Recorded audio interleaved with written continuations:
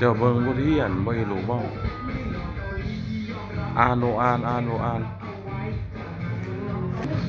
เราไปเตะบ้านแล้วแม่จะไปโรงเรียนบ่ได้เห็นแล้วนี่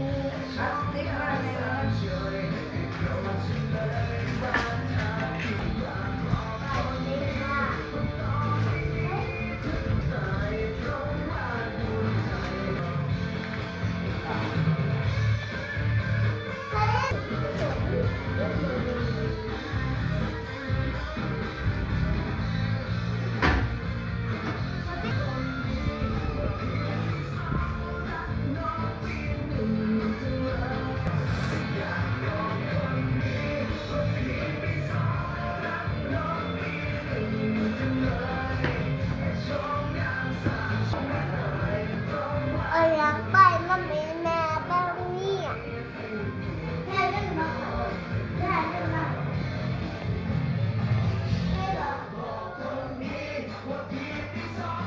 เอาเสือมาห้ามเด็กพอบอกเอาไปห้องน้ำแม่มาป้าในกระตาเอาไปเสือเที่ยวส่งเอาเปลือกแต่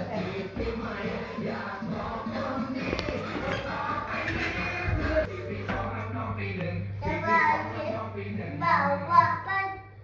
ปะดูจะบอกอะไร